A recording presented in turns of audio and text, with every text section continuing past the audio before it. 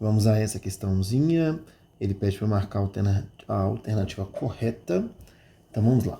Para um condutor ômico, um aumento de tensão corresponde a um aumento proporcional da corrente elétrica. Bom, condutor ômico, para ser ômico tem que seguir as leis de Ohm. Então, nós conhecemos uma dessas leis, que é a primeira lei de Ohm. Vamos colocar aqui, primeira lei de Ohm. E ela dizia o seguinte, uma formulazinha, que a diferença de potencial, ou muitas vezes escrito como V, voltagem, né, é igual a resistência do condutor, do fio, né, condutor é o fio, vezes a corrente elétrica. Essa é a primeira lei de Ohm. Ser um resistor ômico é estar de acordo com esta expressão. Não só isso, com o conceito de resistor ômico. Como é que é isso?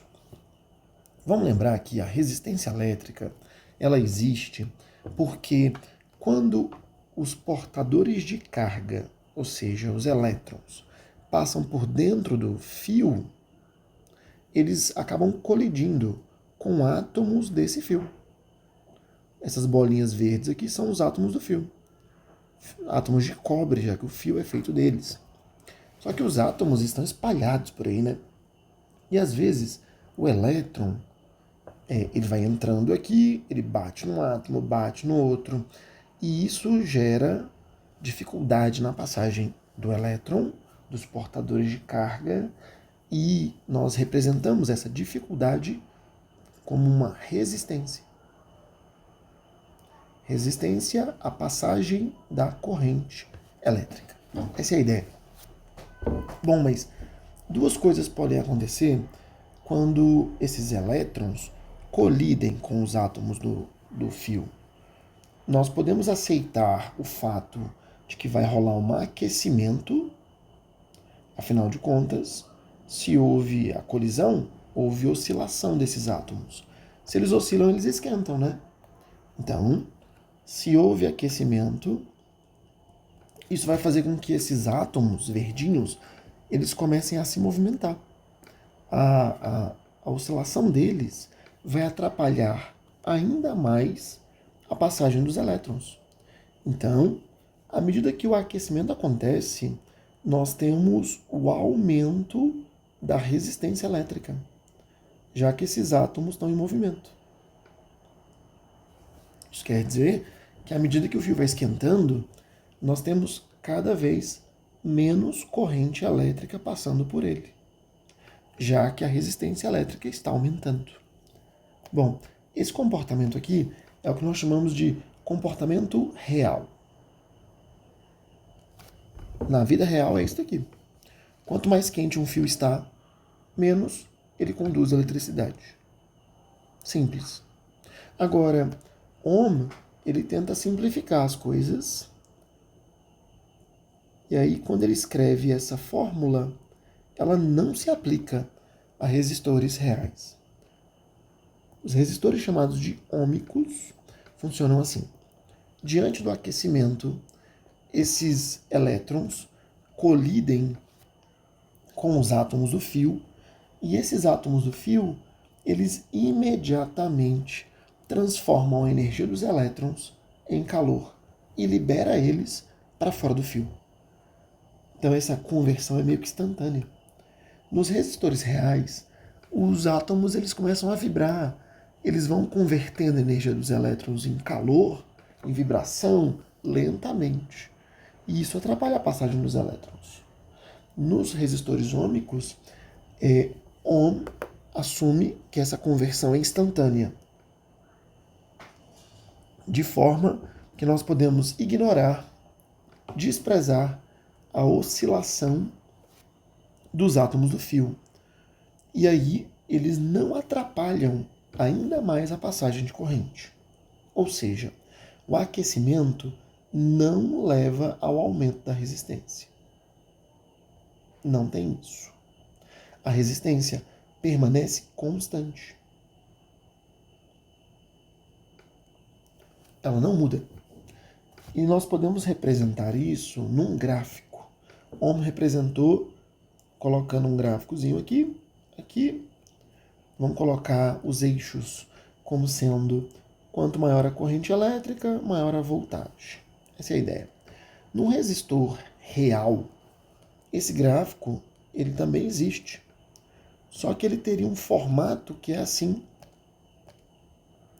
Quanto maior a corrente que passa no resistor real, mais aquecimento, mais resistência, menos corrente. Então, a corrente vai diminuindo e a voltagem vai diminuindo, a voltagem também. Nós temos curvas. Podem ser curvas para vários lados. Tem vários tipos de resistores. Mas o que importa é que nós temos curvas.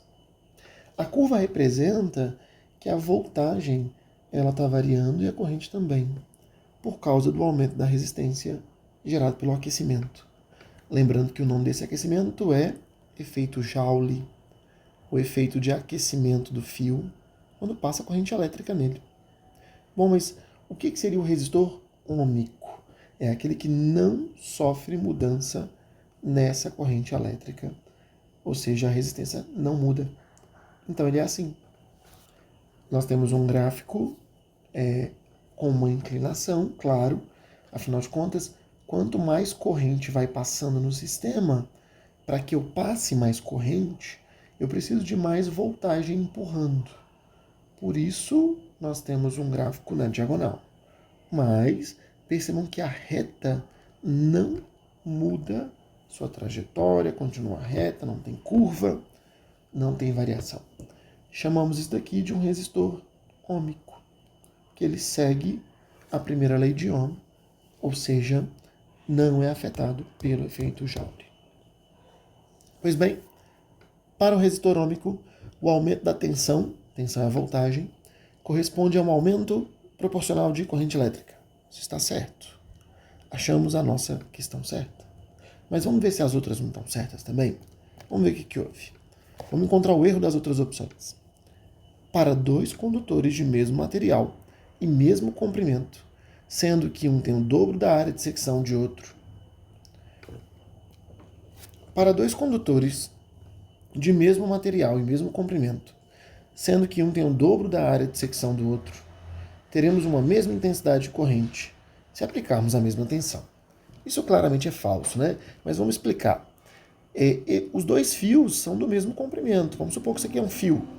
Só que um tem o dobro da área de secção. O que é isso? É a grossura do fio. Olha só. O fio de cima tem uma área menor e aqui tem uma área maior.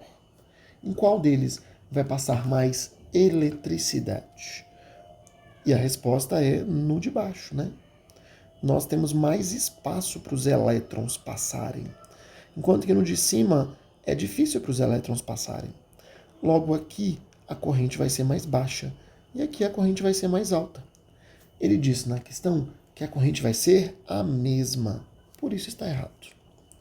Terceiro, a dissipação de energia por efeito Joule num resistor depende do sentido da corrente. Já está errado, não depende de sentido nenhum. Vamos lembrar que o sentido muda a depender do portador que você está usando. Como assim? Quando nós pegamos uma pilha, por exemplo, a pilha tem o lado que é positivo e o lado que é negativo. Lembrando que positivo e negativo nada tem a ver de ser próton e elétron. Só quer dizer que tem um lado que tem mais energia e o outro lado que tem menos energia. Se você considerar que são elétrons, que tem elétrons aqui dentro, o elétron tende a ir para o lado de maior energia. Então o elétron se move para cá. Se nós pegarmos um circuito elétrico, nós podemos dizer que aqui nós temos um resistor, pode ser uma parede, uma lâmpada, alguma coisa. Se você considerar que a corrente elétrica se move num sentido, ela pode ser a corrente composta de elétrons, que nós chamamos de corrente real, e existe a corrente composta de prótons ou cargas positivas, que é o que nós chamamos de corrente convencional. Essas duas correntes são opostas.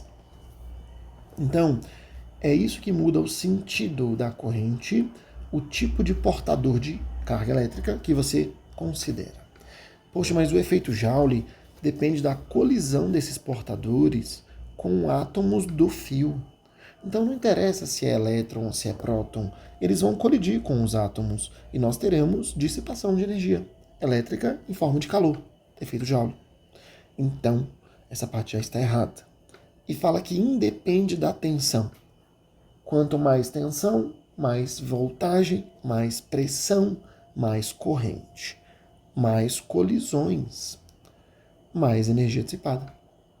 Então, está errado também dizer que independe. Próximo item. Ao se estabelecer uma corrente elétrica num fio metálico submetido a uma certa tensão contínua, voltagem contínua, teremos prótons movimentando do polo positivo ao negativo. Então, até aqui é inútil essa informação. A única coisa que interessa essa parte inicial é a palavra contínua, que quer dizer que não muda o sentido. É corrente no mesmo sentido sempre. Nada demais. Quando nós falamos de um circuito, vamos, por exemplo, montar um circuito aqui. Vamos colocar aqui uma lâmpadazinha. Prontinho. Na hora que nós colocamos aqui uma pilha, nós podemos representar essa pilha como tendo dois lados. Um lado pequeno e um lado grande. O lado pequeno, você já deve imaginar, representa o polo negativo, enquanto que o grande representa o lado positivo. Esses dois lados estão bloqueados, né, entre si. Afinal de contas, a pilha, se os dois polos tivessem alguma conexão, nós teríamos um problemão, né?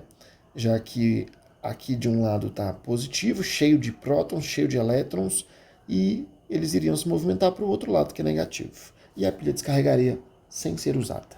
Então, existe aqui uma barreira, um bloqueio aqui entre os dois polos. Por isso que a gente põe esse espaço vazio aqui para representar essa barreira.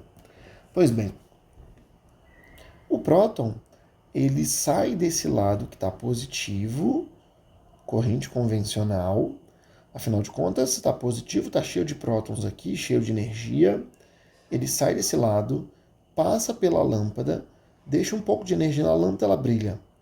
E aí se move para o lado negativo. Pois bem, então esse item está certíssimo. Corrente convencional se move do positivo para o negativo. Tudo tranquilo. Nós até poderíamos argumentar que corrente é composta de elétrons, mas também tem corrente convencional, né? Então, tudo bem. Temos aqui uma opção, também está verdadeira, assim como a primeira. Então temos mais uma correta. Próximo. Os metais geralmente são bons isolantes, balela, condutores. Então, só foi fácil.